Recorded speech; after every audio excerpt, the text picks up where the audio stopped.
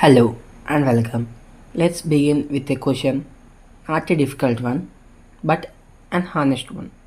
Have you ever worked for something with everything you have? Maybe it was promotion at work, the commission of years of late nights and extra projects.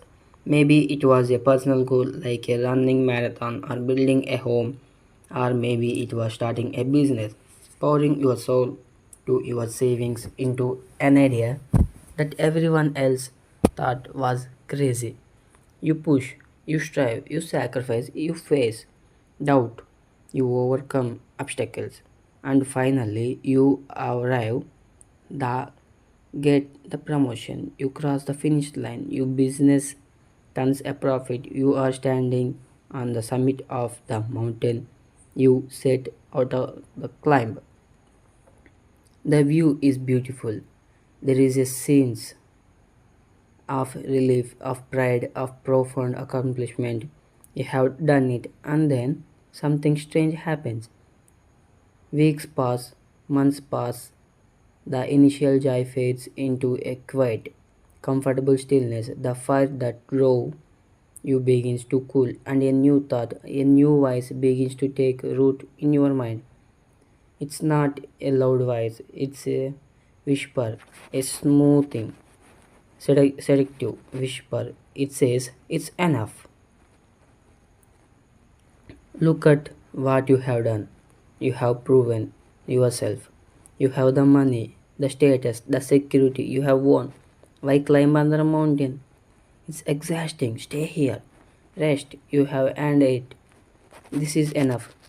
We call this voice is a siren of sufficiency, and its song is the most dangerous melody in the world because when we listen, we stop. We don't decide to stop.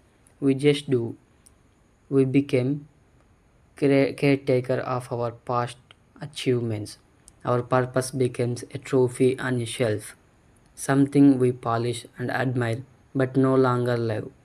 We reach a plateau and mistake it for the peak, and without even realizing it, we become stuck.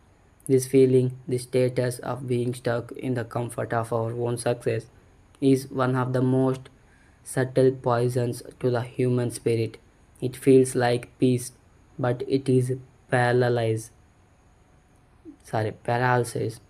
It feels like contentment, but it is complacency. And it is universal human problem. It's so universal in the fact that a solution was offered thousands of years ago on a battlefield. In a moment of ultimate crisis, the problem of being stuck into new, the answer is timeless. The setting is the epic battlefield of Kurukshetra, the greatest war. Arjuna is facing the ultimate test of his life. He is a man who has already achieved everything: fame, skill, respect, but now faced with a battle against his own kind. He is overcome with despair. His mind own kind is a storm of conflicting thoughts. He collapses in the chaotic and says, "I will not fight." He chooses to stop. He chooses inaction. He is stuck. His charioteer, his guide is Lord Krishna, and the conversation that follows is the Bhagavad Gita. In that moment of paralysis, Krishna gives Arjuna and all of us the master key to unlock ourselves. It comes in the second chapter, the 47th verse. Listen closely. Let these words sink in, not just as an ancient poetry, but as practical, urgent advice for your life right now. Karmanyevadhikaraste ma phalesu kadachana. I think you know about these words, which translate to you have a right to your actions, but you are never entitled to the fruits of those actions. Let not the result of your action be your motive, nor should you be attached to inaction. This single verse is a complete blueprint for life of purpose and freedom. Let's not rush past it. Let's unpack it piece by piece because each part is medicine for the poison of being stuck. The first part, you have a right to your action. This is foundation. It tells us where our power truly lies. It's not in the outcome, it's not in the promotion, the stock market, the opinion of others, or the final result. All of that is beyond our direct control. The only thing in the entire universe that is truly 100% yours is your action in this present moment, your effort, your choice, your work. This is incredibly liberating. It frees you from the anxiety of what if and plants you firmly in the power of what now. When you realize your domain is the action itself, you can focus on the quality of your work, the integrity of your effort, the sincerity of your contribution. But this leads to the second, more challenging part. But you are never entitled to the fruits of those actions. This is the line that directly confronts the ego. The fruits are everything we chase: money, fame, victory, likes on social media, the corner office, the applause. Krishna says we have a right to work, but not to the rewards. The rewards may come or they may not. They are not at the point. The siren of sufficiency that whispers, "It's enough," is a voice born from an attachment to the fruits. When we believe we are entitled to the fruits, two things happen when we get them. Our ego inflates and we think, "I have arrived. I can stop now." When we don't get them, we become dejected and think, "What's the point? I will stop now." And either way, attachment to the fruit leads to the same destination, a full stop. Krishna is showing us that this attachment is the very chain that keeps us tethered to the plateau. The third part goes even deeper into our psychology. Let's not the result of your action be your motive. This is about intention. It asks the most important question: why are you going? What are you doing?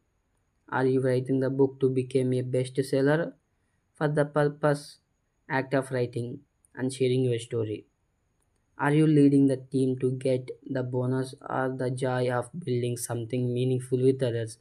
Are you exercising to achieve a certain look or for the feeling a vitality and discipline in instills? If the fruit is the motive, your energy will be unstable. You will be fueled by anxiety and desire. But if the action itself is the motive, you tap into the endless well of energy.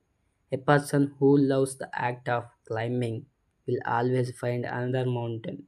A person who is only motivated by the view from the summit will stop after one climb. When the journey itself is the reward, you can never get stuck. There is always more journey to the head. And now we came to final critical instruction, the one that speaks directly to the heart of our topic. Nor should you be attached to inaction. This is Krishna's checkmate against the ego. He knows our tendencies. He knows that after the exaggeration of a great effort, or the disappointment of a failure, or even the satisfaction of a great success, the mind will crave inaction. It will crave the comfort of stopping. Krishna frames inaction or akarma as a negative attachment. It's not rest, it's a form of spiritual inertia. It's the river choosing to become a stagnant pond. Stagnation leads to decay. Life is movement, it is a flow, it is a dharma in action. The attachment in the inactions is the very definition of being stuck. It's the decision to stop walking the path, and Krishna wants that this attachment is just as dangerous as the attachment to the fruits of success. They are two sides of the same coin. One leads to an inflated ego, the other to a decaying spirit. Both stop journey. So, how we do put this into practice? How do we hear this ancient wisdom and apply it when we leave this podcast and go back to our lives? Let's think of it through a simple analogy. Imagine a gardener. The gardener's right is to the action to prepare the soil, to planting seeds, to watering the earth, to pulling the weeds. This is her work or his work, her dharma or his dharma. The fruits are the flowers, the vegetables. They may be beautiful and bountiful, or the season may bring to drought or blight. They are not, sorry, she is not entitled to a perfect harvest. She cannot control the weather. Her motive cannot simply be the prize winning rose. If it is, she will be filled with anxiety every day. Instead of her motive is the love of gardening itself, the connection to the truth, the patience, the care. And finally, after a beautiful bloom, she would never say, well, one rose has bloomed, my work is done. She would never become attached to inaction. The nature of gardener is garden.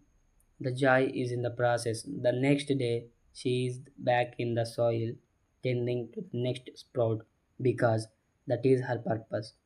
We must become gardeners of our own lives. So, the next time you achieve something great, the next time you are standing on your summit and you hear the whisper, it's enough, you can stop now. Pause. Acknowledge the voice. Thank it for recognizing your hard work and then ask it a question. Ask it, is my purpose to own the summit or it is continue the journey? Your purpose is not the trophy to be won and placed on a shelf. It is the road you are walking, and the success are not destinations. They are simply viewpoints along the way, places to catch your breath and appreciate how far you have come before you continue the walk. Your life's journey is meant to be a continuous unfolding, a constant flow. It ends only when you breathe ends. Not with a promotion, not with a bank balance, not with a victory. Don't let your greatest achievement become your final resting place. Let's close with a final thought to carry with you. The opposite of action is not rest. Rest is your path of action. The true opposite of purpose, action is stagnation. Do not let your life become a stagnant pond. Let it be flowing river, constantly moving, constantly giving, constantly alive. The river's purpose is not to reach ocean. The river's purpose is to flow. Reaching the ocean is simply what happens when it fulfills the purpose. Keep flowing.